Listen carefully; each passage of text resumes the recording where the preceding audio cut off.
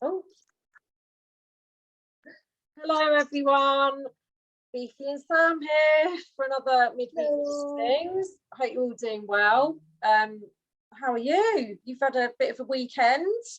I have, yeah, a very, very rare kind of weekend off, yeah, weekend out and about. So I'm not normally one. I'm not really a big drinker. I very rarely do. I don't really do going out, kind of clubbing or anything like that. But it was my sister's hen do. So I went out with her and all her friends. We went up to London for the day. Got a train about 9. By 9:15, the prosecco was out on the train. I was, oh god. But yeah, we had a really good day. Really good day. What was really nice, like, it's a shame you can't sort of, go out without noticing this kind of stuff, but there was barely a mask in sight, and it did bring me quite a lot of joy, I must say. Traveling about on the underground and being in bars and walking around, and yeah, there was very, very few kind of people sort of actually masking up. There was none of the where you used to have the constant kind of, social distancing, wear your mask, like sanitize your hands, like, all of this. There was none of that, and it was kind of like it almost just all disappeared. The COVID stuff had all just kind of stopped and disappeared, and it was quite refreshing, actually, to say the least. I was also quite pleased. Went to quite a few places. I was obviously, quite determined that I was going to use cash. I wasn't going to sort of, go in for this. I'm sure, well, hopefully everybody watching knows how important it is to keep using cash. There was, I think I saw the other day from the Bank of England that they said they will keep cash available and in circulation for as long as the public want it.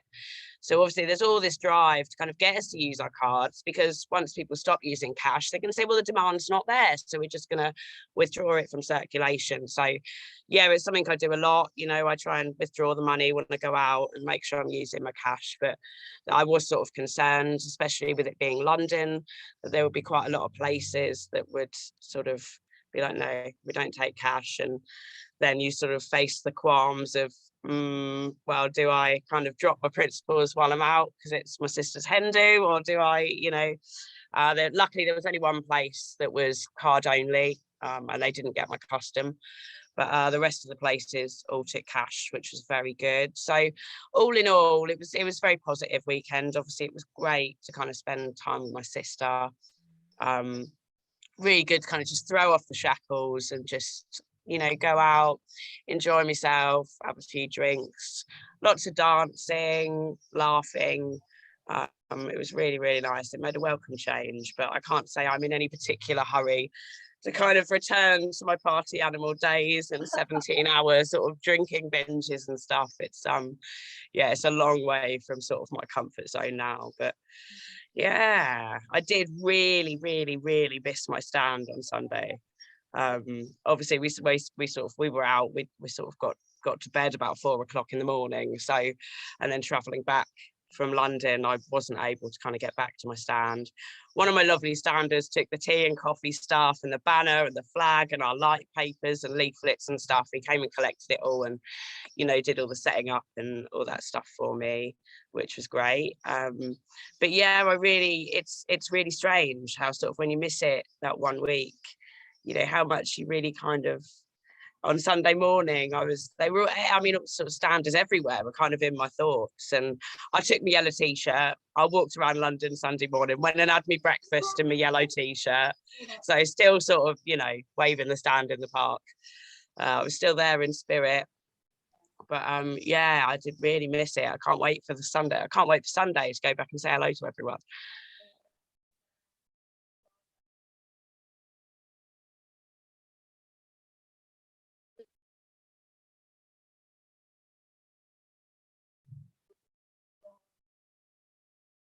I can't hear you, Fee. I don't know what's happened. Is it any better? Can you hear? Yeah, that's better. Oh, okay. Yeah. The speaker on this laptop's a bit dodgy, so I just have to loom in a bit closer. Sorry for your face. Yeah, I was just saying, like, sometimes it's the alarm goes off, and it's like, oh, it would be so nice to just like lay in bed a bit longer, but I'm always so glad once I've done it. You know, I mean, it's not that early anyway, but you know, sometimes they're those mornings, usually more in the winter, to be fair, that Yeah, you think, definitely. oh, I could just, you know, have a really lazy morning. But I'm every time when I've felt that way, I'm always so glad. I just always come back buzzing and really, really glad that I did it. And yeah, we were just chatting as usual a bit before, and I was saying about, we had a new person at our stand last week who'd never been to a stand at all before. Yeah, you had quite a good turnout. It was in your Yeah, I third or mean, fourth stand. yeah, so we started off with just 4 of us, and then we were up to 9 last week. Yeah, no, I mean, doubling numbers, that's good going. Oh, exactly, and it's like I say, you know, it's quality, not quantity.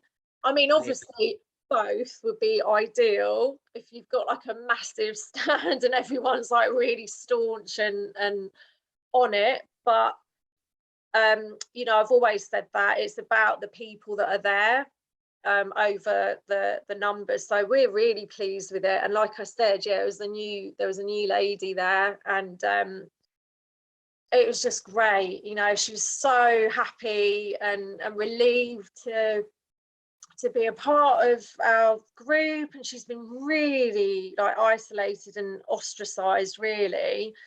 So it's just lovely to be able to welcome someone else, and now she's got, you can see that, oh, the relief Yeah. to be able to just speak freely and know that we're there. So yeah, people are still joining. Actually, I heard from my home original stand, St Albans, and they had new people as well. You know, There's they've quite a lot. We had a few oh, posts in the UK Facebook group with, you know, stands reporting that they're still getting new people. I'm certainly still getting emails from people who are only just hearing about us, who are kind of just wanting to get involved. So there's certainly, you know, lots and lots of people that are still interested or just hearing about us, who are interested in joining communities, making those connections and making that stand. So you know, it just goes to show that it is still really important that these stands are there and running as that kind of first point of call, you know, for people to make those in person, because it's all very well, you know, nattering around on the internet in the gazillions of groups that there are on social media, you know, freedom-based groups. You can chat to like-minded people, but there's nothing quite like, you know, being physically with a group of like-minded people and getting to know them, and them being round the corner or within distance that you can, you know, then pop out for a cuppa or, you know, meet up and do other things in your community. It's nothing quite like that. It's no, and it is I think what we'll probably see now is, as the real squeeze starts to take hold and increase,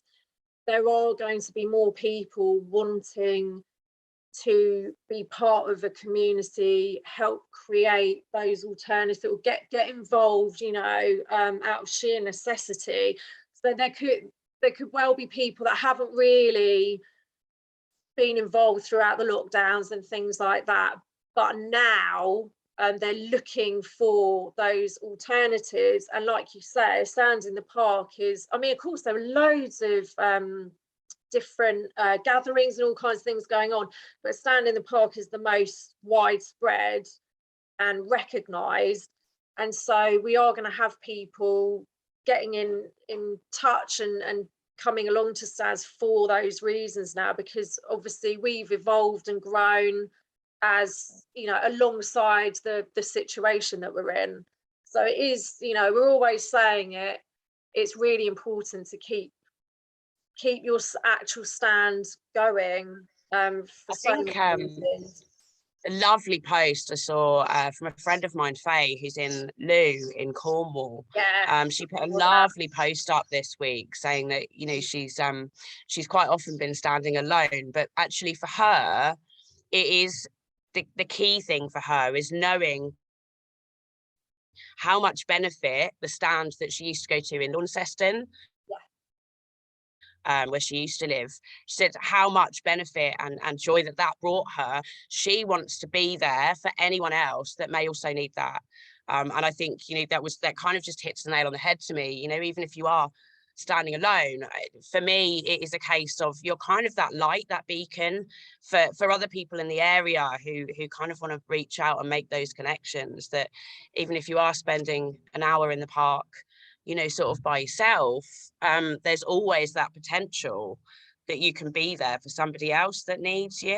And I think it's, for me, that's one of the most important things, really. And I mean, it's especially in this weather, you know, sitting in a park for an hour, stand in the park.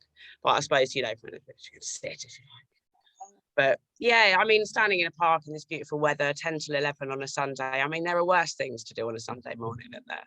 Absolutely, all that lovely fresh air, the sunshine. Yeah. And I think when someone's got that attitude, they're the ones that will kind of draw, you know, they're not, sometimes you get people who they're in panic mode, aren't they? They desperately want to have a big group really quite quickly, and oh, nobody's coming. And that kind of energy isn't going to attract, you know, when you're in that kind of frame of mind where you're doing something of service to others, it's not just you're looking for something for yourself. It definitely draws people in. I did read that post, it was lovely. Yeah. Hi Faye, if you're watching. Hello, Faye. I'm sure lots of people will turn up at some point, or even if not lots, you know, the people that need to find it will. But yeah, that's just, it's really heartwarming. Yeah, and it's, yeah, as I say, it sort of underscores, you know, kind of, you know, a really important message, I think, for people, because I am still kind of getting emails from people that have said, oh, I've turned up at a park and there's nobody here. There's one week at 10 till 11:30 they stood there and they said no one turned up at all. And you know, it is quite disheartening for people, you know, to sort of go along hoping to kind of meet people and then, you know, finding no one else. Obviously I think we've spoken before about, you know, if you can keep standing, you know, go every Sunday, revitalize that stand. You know, there is always the possibility that with smaller stands, you know, if there's only a handful of regular people going, you know, if there's sickness, family commitments, holidays, that kind of thing, it's always possible that it's just that 1 week. You know, it could be that the following week there'll be people there. So, you know, I definitely encourage people to keep going. But even in the event that you go 2 or 3 weeks of the trot and don't find anyone, there's plenty of ways that, you know, you can get that stand back off the ground. You know, advertising is a big thing, you know, online, in groups like freedom-based groups. We've got tons of kind of flyers on the website, haven't we, that you can use. And yeah, just putting it out there, you know, letting people know that you're there. And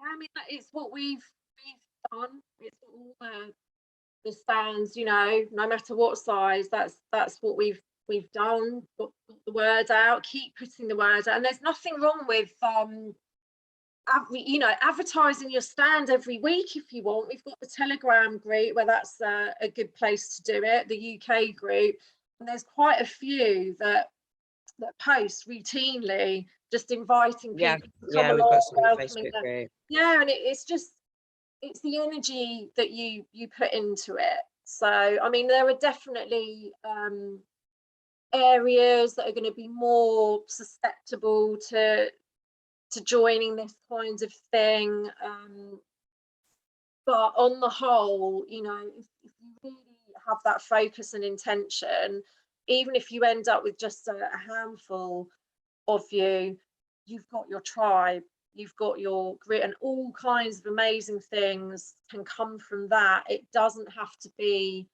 about huge numbers. Some people can get a bit caught up on that, But that's not what it's about. It's we want to be building those meaningful communities where people are really involved on a deep level. So it's just that commitment, really. It always has been, and like I've said before, you see the payoff now. Stands that have been really sticking with it, that have been there in, you know, all kinds of weather. Every Sunday there's people there, and they're really committed and dedicated and understand why it's so important to keep it going. And now you're seeing the payoff, because we've got all these amazing projects and initiatives and different things coming out of those, which it couldn't have happened if there hadn't been that commitment from the start. So good on everyone that's really stuck with it and haven't kind of got bored and gone, oh well, we're not in lockdown now, so because we're actually going to need the stands more than ever moving into this next phase. Because like you said, in London, which is has been one of the worst places for the restrictions and the masks, you know, still keeping the mandates going, and even when they weren't, people still choosing to wear the mask. So that's obviously tailing off, but then we're entering a whole other realm of restrictions of another nature, I guess. So we do definitely still need to be beavering away at creating these alternatives. So yeah, what else are we going to discuss? I'm trying to think now. I'm sure we had something else we were going to. I was gonna do a little shout out about our stand information form that we have sent to all of our stands. There are some, you know, where you know, it may be that the person who initially registered it has kind of moved house or moved out of the area and isn't still in touch, and so we've got no contact with certain stands, whatever. But it would be really, really appreciated if you attend a stand. If you could email me at admin@standinthepark.org, just with, you know, wherever you stand, I can let you know if we've received a form from your stand. And then if we haven't, I can send it over to you. It doesn't need to be, you know, the person who started it up, or if your stand does have a kind of coordinator or facilitator. It doesn't necessarily have to be them. Anyone that attends on a regular basis, like, you're more than welcome to fill it in. All it really is just, you know, confirmation of the details of your stand, a contact email and a stand email, and then we're looking for stand representatives to kind of come together into this national group so that we can really kind of, you know, work together, feeding back what's working, what's not, talk about these issues where we're finding, you know, people aren't coming, or how we can kind of, you know, revitalize these stands, what people are doing that have got these, you know, large stands where people keep coming back and there's that commitment. What makes them different? What's getting people to those stands? You know, is there things that we can do across the country that will get more people coming? There's tons and tons of things on the agenda, and obviously it really is about, you know, everyone who's kind of committed to this working with us to move forward. We don't want to sit here and kind of dictate to anyone what they should and shouldn't be doing, but certainly if we can put together, you know, ideas and feedback and, you know, all that kind of stuff that we can pass on either to existing stands or new stands to really give them that head start of learning what, you know, a lot of us have kind of been doing over the last year and a half or so. I just think it'd be really, really beneficial. So yeah, just another kind of plea to please do get in touch. I honestly don't mind if I get hundreds of emails from, you know, loads of people saying I'm at this park. Quite happy to go through it, because, you know, it's really important to us, particularly even if it is just to find out which stands are actually running, because we have still got quite a few parks that, despite kind of repeated attempts at trying to get in contact, we still don't have that confirmation. Obviously, they're still listed on our website. If they're no longer running, you know, they've got people turning up and there's nobody there, and it's really not great. So yeah, we really want to be able to be confident that the stands we've got listed on the website are stands that are active, where, you know, if someone goes to our website, finds a stand, they can go and they can find people. That's what we want to make sure of, you know, bottom line. Yeah. Right, that's my little bit done.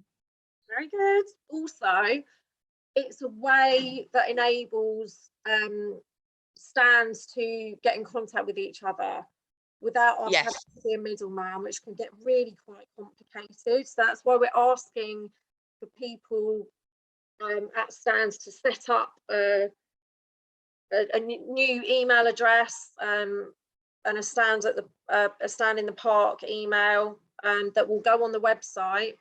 So obviously we don't want to be putting your personal emails out there, even if you think you're okay with it. It's not something I'd be comfortable doing.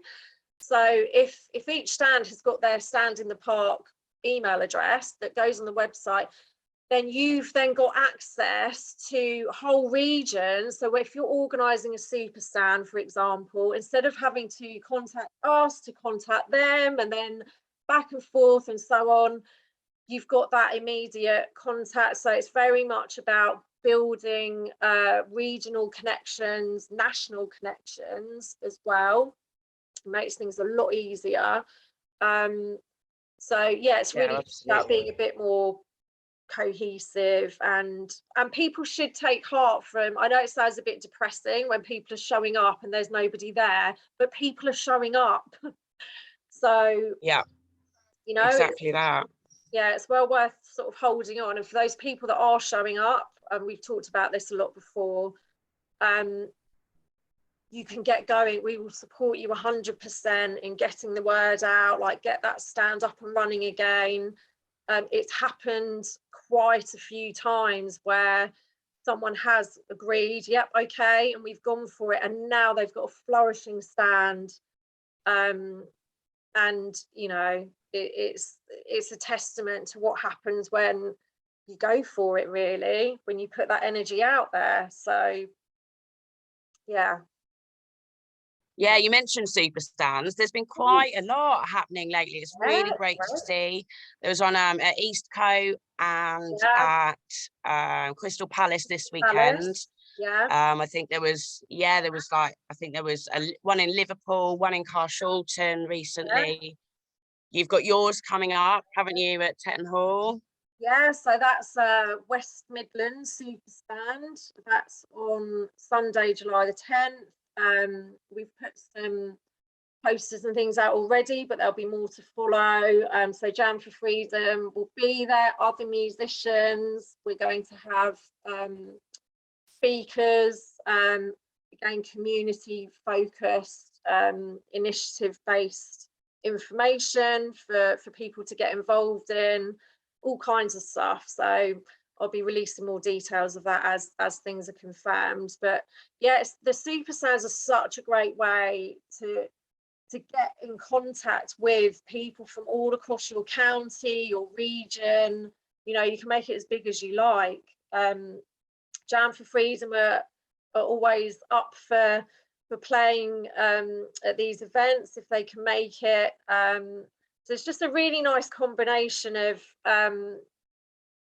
you know, networking, but you're having fun and relaxing, and swapping information, making new friends and contacts. So yeah, that's if anyone wants to run one, just get in touch. We can advertise it. We encourage you to do all your advertising as well in the groups. Yeah, and then keep us posted on how it goes.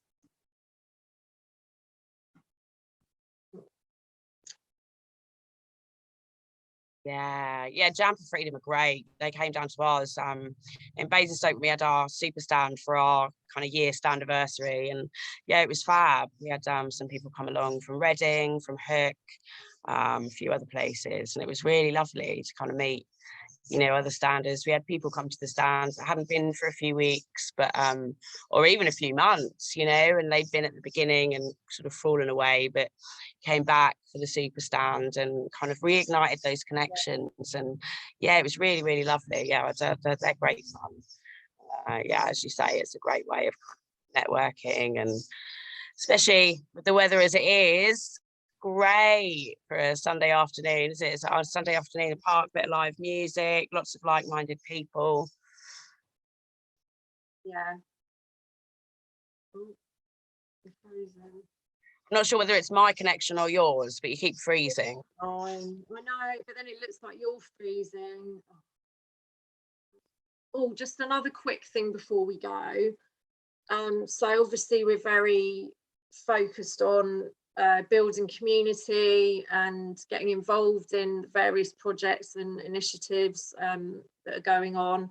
So we're going to be holding a series of interviews with people that are doing this kind of stuff, so we can bring it to you, and people can get involved.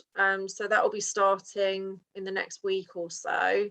So that will be our Community Matters interview series. So that's something to watch out for. And if anybody watching has got a project going, you know, anything, it can be quite small, it doesn't matter. It could be a bigger thing. If that's something that you would like to get out there, get people involved in, and maybe it's something that people could take a blueprint of and then transfer to their areas, then just get in touch with us, and we could arrange an interview to get it out there. So but I think that's about it for this week. I think so. Read a long old natter again. I've been quite enjoying sitting in the sunshine as well, to be honest. Out there soon. Oh, it's gorgeous, isn't it? Okey-doke. Right, okay. Well, have a good week, everyone. Rest of the week, and yeah, we'll catch up with you soon. Yeah, have a great week and a great stand on Sunday, everyone. Lots of love. Take care. Bye.